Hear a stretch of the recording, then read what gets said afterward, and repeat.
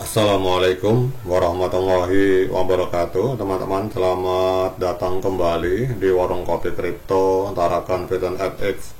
Sebelumnya saya ucapkan terima kasih pada teman-teman yang sampai hari ini masih setia menemani nongkrong sambil ngopi di Warung Kopi Kripto Tarakan Python FX. Oke teman-teman, seperti biasa sebelum kita berbicara tentang dunia kripto, mari hari ini kita berdoa bersama-sama, memohon kepada Allah agar kita semua senantiasa diberikan nikmat berupa kesehatan dan juga diberikan keberkahan dalam setiap rezeki yang kita terima pada hari ini. Kemudian bagi yang belum bergabung bersama grup Telegram Tarakan Python Free Airdrop, saya mengundang teman-teman untuk bergabung dalam grup Telegram ini. Jadi di sini kita akan update informasi mengenai bagaimana cara menciptakan peluang keuntungan di dunia kripto cukup hanya dengan bermodalkan handphone dan internet, teman-teman. Jadi untuk linknya akan saya letakkan pada deskripsi yang ada di video ini. Oke teman-teman, hari ini kita akan jalan-jalan ke sebuah akun Twitter yang bernama Daniel Venelus 2. Ini informasinya bahwa beliau ini adalah termasuk bagian dari moderator dan core team dari P-Network, teman-teman. Jadi beliau menuliskan di sini bahwa you don't have to be Albert Einstein. Ya, kita langsung bahasa Indonesia saja teman-teman, karena kalau pakai bahasa Inggris belepotan. Jadi Anda tidak harus menjadi seorang Albert Einstein untuk mengetahui bahwa P-Network itu akan mendominasi dunia Web 3. Jadi Web 3 itu akan lebih menguntungkan dan lebih efisien daripada Web 2. Itu sama dengan membandingkan antara iPhone generasi pertama dan iPhone 16, teman-teman. Jadi kalimatnya seperti itu. Jadi kita akan membahas tentang ini. Jadi kita tahu bahwa pada tahun 2007 iPhone pertama diluncurkan dengan antarmuka yang revolusioner meskipun fiturnya terbatas. Kemudian hari ini iPhone 16 telah menjadi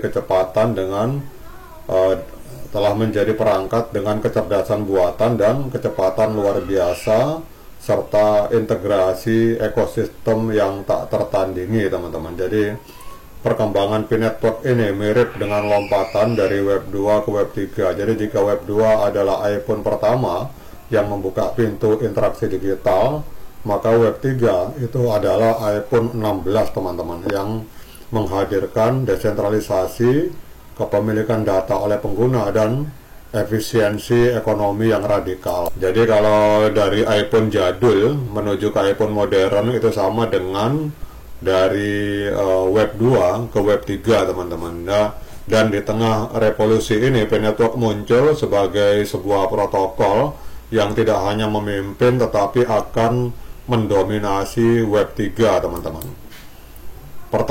Pertanyaannya, mengapa P-Network? Karena proyek ini dirancang untuk mengatasi masalah mendasar yang ada di Web 2 seperti sentralisasi, kemudian eksploitasi data dan ketimpangan akses sambil membangun infrastruktur yang memungkinkan partisipasi global tanpa hambatan teknis atau finansial.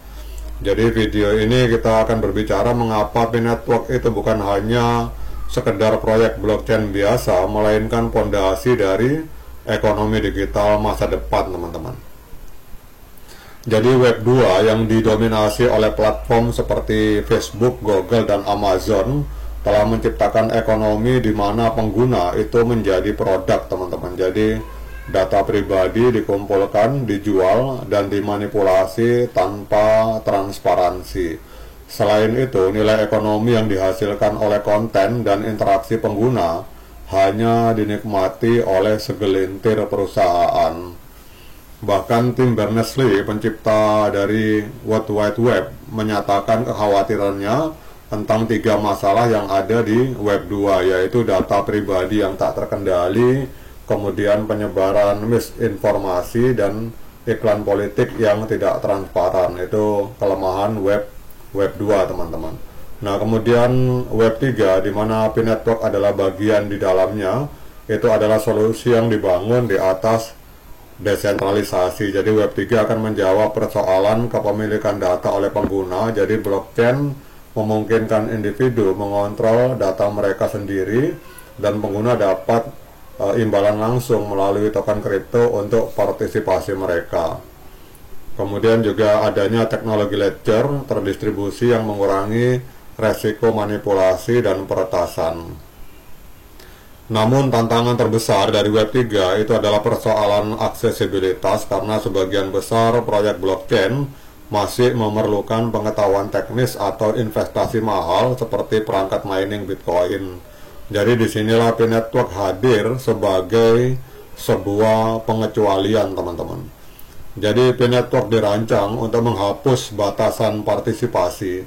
Berbeda dengan Bitcoin yang membutuhkan rig mining yang mahal, Pi bisa ditambang hanya dengan menggunakan smartphone tanpa biaya atau konsumsi energi yang besar. Jadi hingga akhir 2024, jaringan Pi ini telah menarik kurang lebih 67 juta pengguna aktif dari berbagai belahan dunia, termasuk wilayah dengan akses keuangan yang terbatas, teman-teman. Jadi teknologi yang dimiliki Pi ini adalah sebuah teknologi yang memang benar-benar mengubah permainan dalam dunia kripto. Yang pertama adalah adanya consensus mining ramah pengguna. Jadi algoritma Stellar Consensus Protocol yang diadopsi P-Network memungkinkan validasi transaksi tanpa energi besar, dan setiap pengguna berkontribusi melalui partisipasi aktif dan bukan komputasi yang rumit, teman-teman. Kemudian adanya sistem KYC yang terintegrasi. Jadi untuk mencegah akun palsu, memang Pi telah menetapkan verifikasi identitas KYC yang sangat ketat, dan ini meningkatkan keamanan sekaligus memastikan kepatuhan dari regulasi. Kemudian setelah 3 tahun di fase close mainnet, Pi bersiap menuju open mainnet di tahun 2025 ini. Dan transisi ini akan membuka pintu untuk integrasi dengan blockchain lain, pertukaran terdesentralisasi, dan aplikasi lain yang ada di dunia nyata, teman-teman. Jadi kalau kita melihat seperti ini, teman-teman, bahwa kesimpulannya seperti yang beliau nyatakan, Daniel F., bahwa seperti iPhone yang mengubah cara kita berkomunikasi, P-Network juga akan mengubah cara kita berinteraksi dengan nilai dan data. Jadi proyek ini membuktikan bahwa Anda tidak perlu menjadi seorang Albert Einstein atau seorang programmer handal untuk memahami potensi Web3. Dengan desain inklusif, kemudian visi jangka panjang, dan komunitas global yang kuat, P-Network tidak hanya akan mendominasi Web3, ia akan mendefinisikan ulang makna dari internet itu sendiri, teman-teman. Oke, teman-teman, demikian update informasi kali ini. Tetap semangat, klik petirnya, ignore the hater, dan bagi yang ngopi silakan diseruput kopinya mumpung masih panas. Sekian dari saya. Assalamualaikum warahmatullahi wabarakatuh.